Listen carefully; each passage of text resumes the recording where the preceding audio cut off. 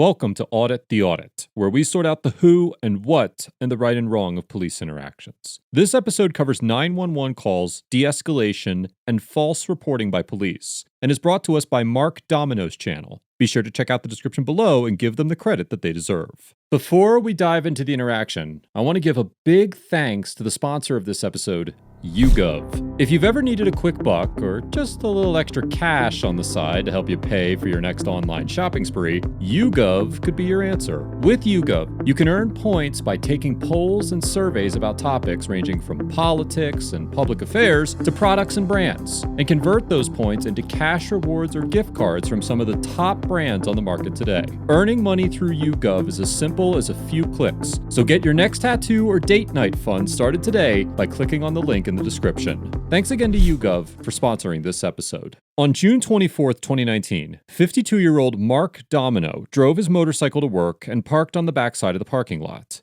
Mr. Domino and his wife both worked at the same retail store in Clarkston, Washington, and his wife drove their car to work and parked on the opposite end of the lot. After Mr. Domino's shift, he went to his car before crossing the parking lot to ride his motorcycle home. As Mr. Domino was looking through his vehicle, a citizen parked nearby, Jody Brunel, noticed him, believed his actions to be suspicious, and called 911. Police and fire, this is Mallory. Hi, I'm at the Clarkston Walmart right now, and I just saw a gentleman stop and get in 3 different doors of a car, looking around, and I kind of watched him to see if it was his, and now he's walking clear away. Okay. I couldn't see if he took anything. Okay. Officer Chris Lors from the Clarkston Police Department arrived shortly after the call and confronted Mr. Domino. How's it going, man? I'm Officer Lors, Clarkston Police Department. Put your phone down for a second. What do you got in your pocket there?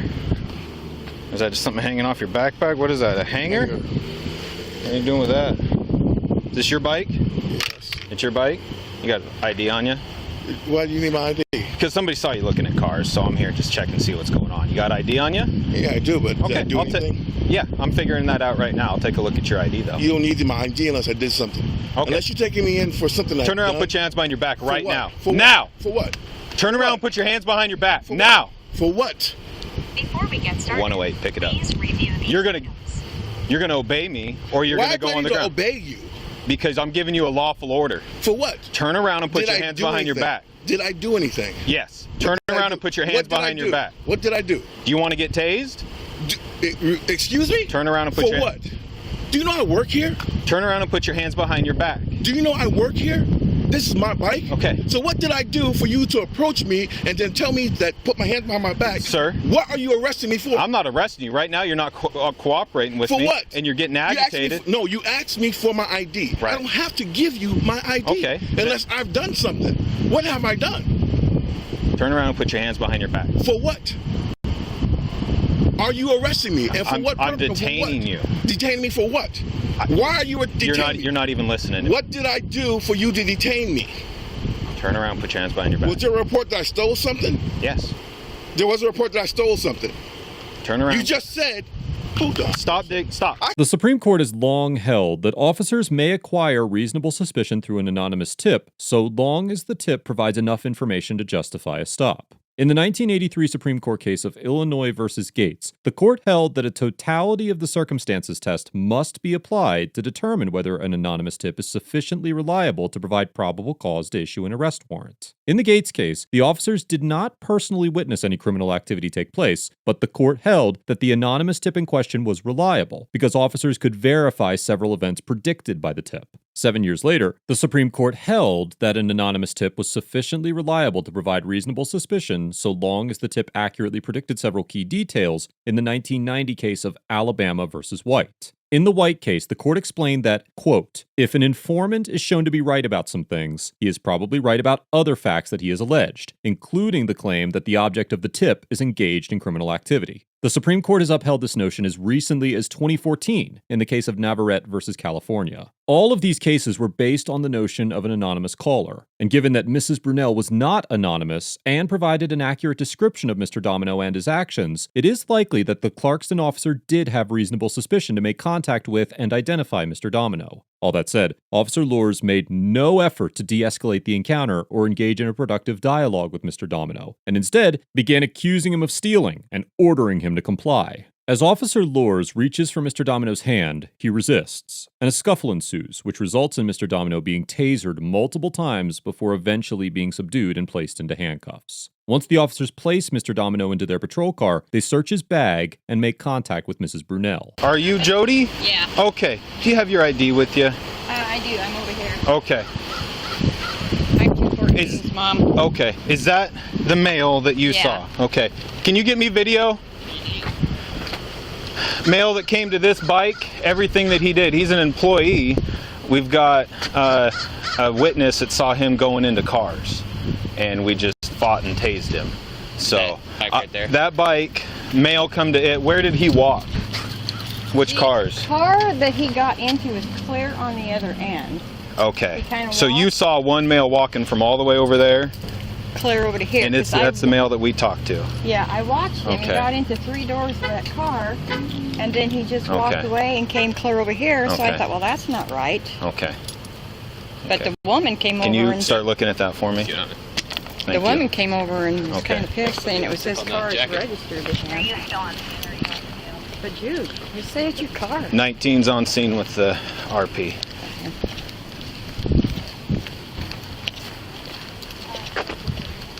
And before showed up, and not one of you I know. I'm Brad Peters' mom. Okay, I'm Chris. Hi, Chris. Just so you know, everything's being recorded. Oh, okay. So, So, what did he say when you? How many? He wouldn't say anything to me. How many cars did he look at? Just the one. But Just the one.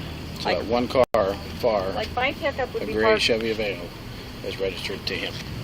The same as the bike. Okay. He could have.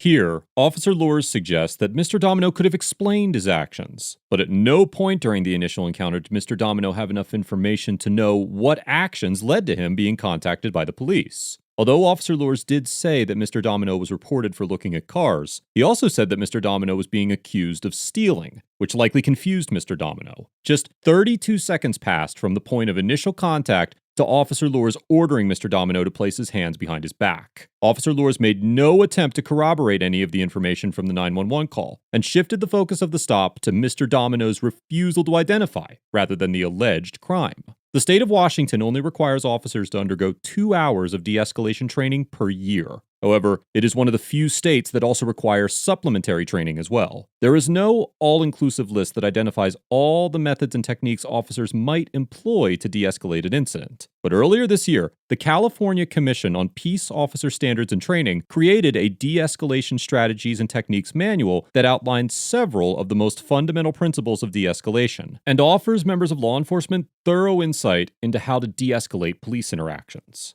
One technique that the manual suggests is giving the suspect a voice by listening to their concerns, and the manual explicitly states that officers should seek first to understand before attempting to be understood. The manual also highlights the fact that there are many levels of control outside of physical control, and that while a lack of control can get an officer hurt, over-control, especially when not needed or justified, can cause hostility or draw a complaint. The manual goes on to state that physical control or force used for expediency, in most cases, should not be preferred over the use of skills and techniques of de-escalation that might otherwise take more time but achieve the same desired result. Officer Loers' immediate reaction to Mr. Domino's passive resistance was to gain control by force, which ultimately evolved into a physical altercation. At no point did Officer Loers make an attempt to understand Mr. Domino's perspective or offer him the opportunity to explain his actions. If Officer Loers had taken the time to give context to why he was contacting Mr. Domino, then this interaction likely would have had a different outcome.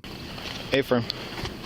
So you saw him get into one car and then walk across Yeah, the parking so lot? say like my pickup was right Right. here, that car would have been right there facing me, so I put my card away, and when he walked down this way, he walked to the passenger side, got in that door, came around this way, got in the driver's Okay. door, then got in the back, and there was a car right next to him, so he's holding his keys, but he never used the key on anything, it was all unlocked, and then I couldn't tell if he grabbed anything. Okay.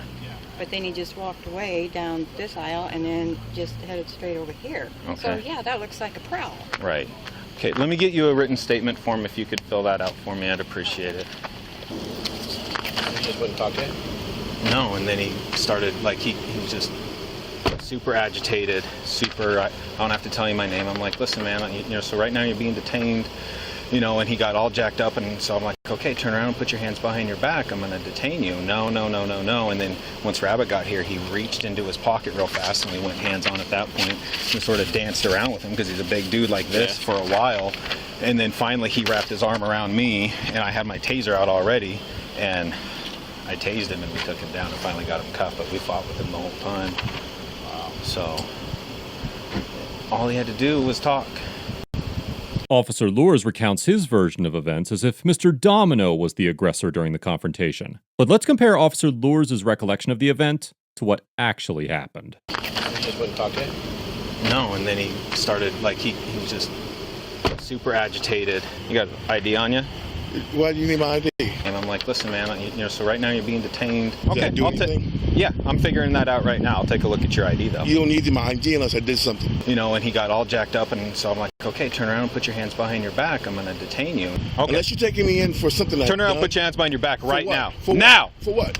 Turn around and put your hands behind your back now!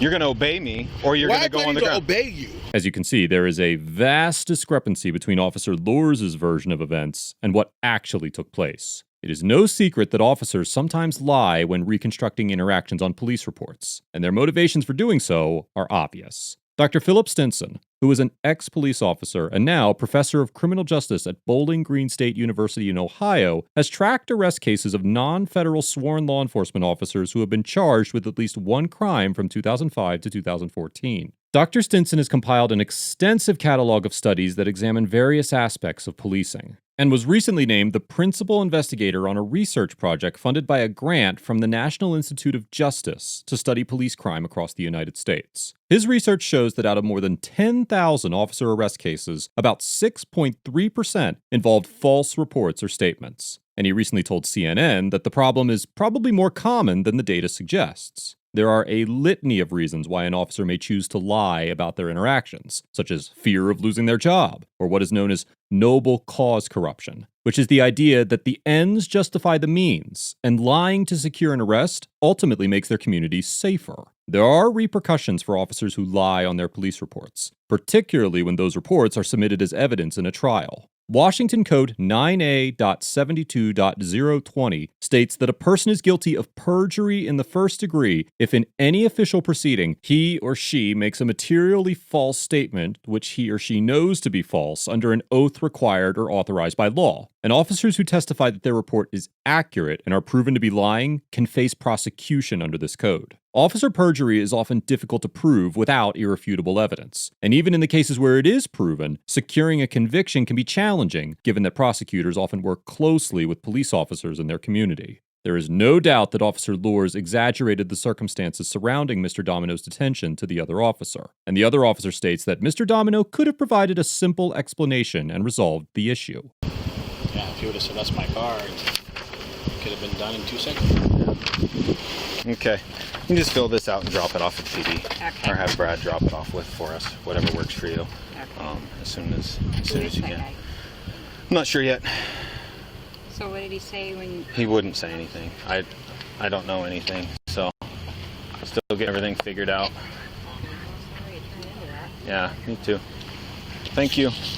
Mr. Domino was arrested and charged with resisting arrest and obstructing a law enforcement officer, and was released a few hours later. Following the encounter, Clarkston Police Chief Joel Hastings publicly stated that an internal investigation would be conducted to determine if there was any wrongdoing, as the department always conducts an internal review anytime force is used. After multiple hearings, the trial began in November of 2019, with Mr. Domino deciding to represent himself. After 2 days in the courtroom, Mr. Domino verbally agreed to a plea deal offered by the prosecution, which stipulated that so long as Mr. Domino stayed out of trouble for the following 3 months, all charges against him would be dropped. Mr. Domino told the Lewiston Tribune that he had no intentions of suing the department and agreed to talk to the Clarkston Police Department about how the situation could have been better handled. Mr. Domino later rejected the deal offered by the prosecution and decided to move forward with the case, along with filing a $5 million tort claim against the city. Overall, Officer Lures gets an F. for failing to employ any measure of de-escalation during the encounter, neglecting to conduct a thorough investigation,